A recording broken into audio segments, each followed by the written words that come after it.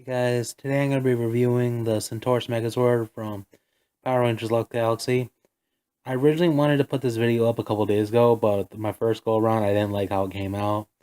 And then I had to take care of my niece and sister when they got sick, which obviously made me sick, so I had to take more days off, and this is up later, way later than I thought it would be. I'm trying to upload at least once a week, but it's better late than never. So here we go with the Centaurus Megazord review.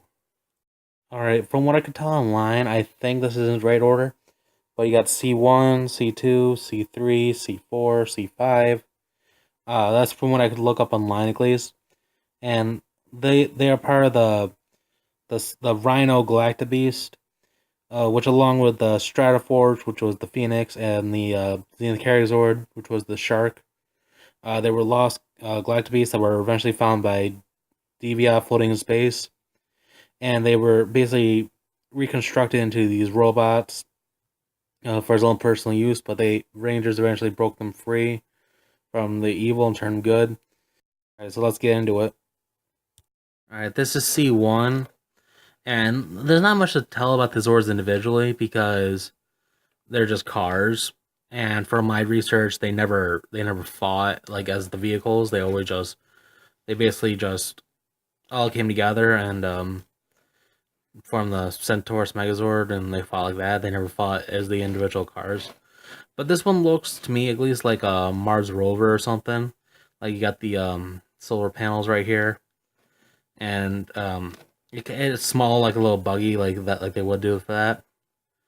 But that's enough C1. Let's move on to C2, which is this guy. This guy, again, he looks like maybe what they would use on Mars is like if anyone ever colonized it, as like a little like defense thing. Because you got defense truck, you got this little cannon up here, and it could also transmit radio or some sort of communications. Maybe it could also be like a scout car. But yeah, he's pretty just basically a brick when it comes to like even like putting him in the Megazord mode. But let's move on to C3. Alright, C3. This guy, I think, is like what they would use to like pick up the samples for research.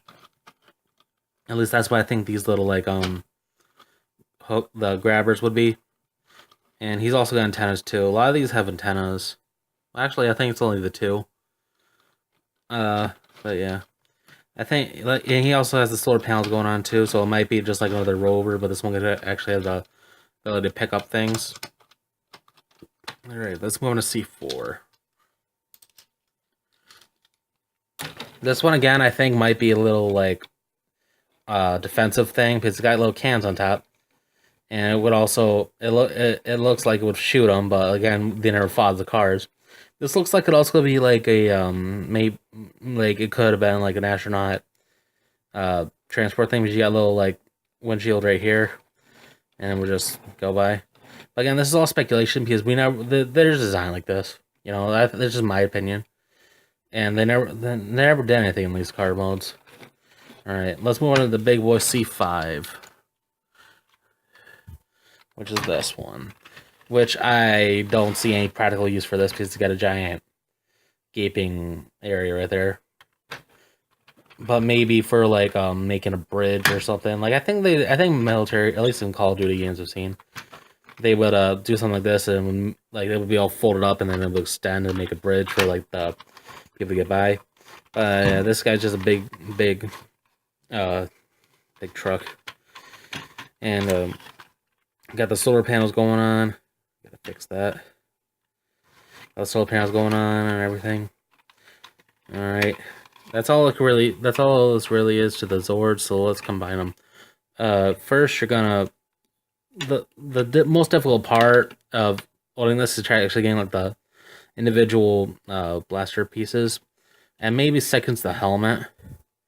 But yeah, you could easily find like these for like cheap, but they're probably not going to come with it, either of them. And if you want a complete thing, you want the blaster pieces too.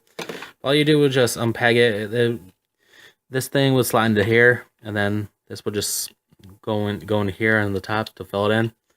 But you just take them off, you fold up these little black pieces, and then you're gonna wanna bend this back, and then for the front at least, you gotta separate. And then see these little like area, the gaps right here, you gotta put them in there or else they won't go, because if you even have them slightly off, they're not gonna bend. So then you wanna bend them up. And then these pegs go into these clips. And there you go. There's that. Let's put these up to the side. And then you want to take C3 and unpeg the little hooks. And these guys are all wheeled up, so it's going to be moving a lot if you have them on uneven terrain. And then you're going to fold up the antennas, and then take this piece and fold it all the way up. It's going to clip into here. And then this is just going to go, and these clips are going to go in these pegs. Alright, and now let's move it up a little bit. Alright. I'm going to adjust the camera a little bit. Alright. There we go. Yep, we're all top now. Next, you want to take C2 here. And then the only way I could ever find an easy way to take out the dome piece here is by sticking the C5 thing in the side of it right here with this little slot at the tip of it. And then just put it in there and kind of like bottle cap it off. And then there. And then that's all you do for this guy. You just plugs in right here in the clips on the pegs, like there. Alright, then C2, you take the little cannons off. You separate in half. You flip out these little connector ports. And then you want to flip the fist around the front. And then you do the same thing for the other one. And there. And then finally, you got C1. You just take off the little solar panel thing. Then you want to pop the head out, twist it around, and then flip the wheels around. And then get this little peg down. Alright, and then turn him around. And the top part is going to clip on. Clip on right there. And then this back little clip that you had to pull out, goes in the back right here. Alright. And then to finish out the main Megazord, you just take the helmet and then place on top, fix his head. Alright, and there's the Centaurus Megazord, but we still gotta give him his weapon. So what you want to do is take this piece. I've already lost track of the names because they don't really ever mention them in the show. Then you take the dome, you put it up here where these little grooves or something are gonna fit into these pegs. If you can see, I'm bumping my camera around. Yeah. And then you're gonna put them in the pegs. Alright. And then the sun visor thing is gonna go down here where you can see those little two holes. The back one's gonna go there, obviously, and the front one's gonna go there. Alright. And this is the only part you gotta do in order. You could do the rest of this freely. But you just take the little cannons and then you put them in their places, which go like that. And there's differences. It doesn't really matter which side you put either of them on because they're gonna fit in place regardless. And then you're gonna take the little hooks, clip them, plug them into these holes right here, and then you're gonna slot them into these little bars right here. And then do the same for the other one. Alright. And then you're gonna obviously put his hand out and put it in there. And there you got the Centaurus Megazord with his weapon. And like I said, I did research for this. And they fought, let's see. Where'd it go? Okay.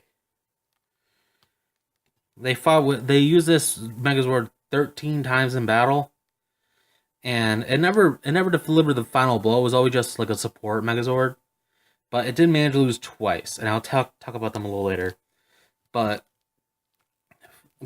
all it really could do besides punching and kicking, obviously, is it could blast energy beam out of its mouth, out of its chest. It could obviously shoot its blaster, which was its main move.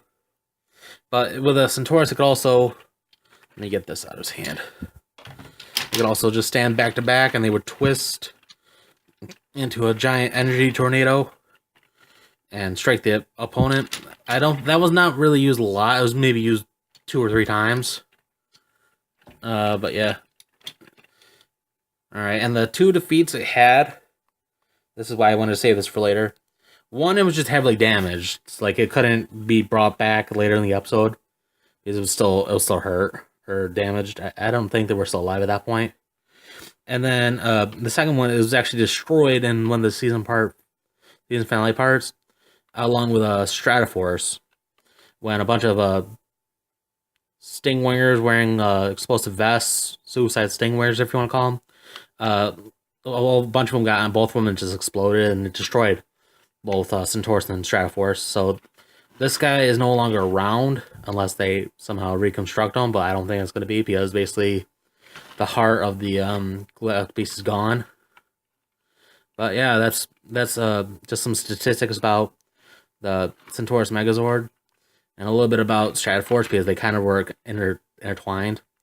But tell me what you think down below in the comics, and comments, and leave a like, subscribe, and thank you for watching this video. I'm trying to upload weekly, at least once, maybe more than once, but we'll just see where it goes. Like I said, I had a pretty hectic week, but yeah, you'll see. If you like videos like these, just leave a like and subscribe.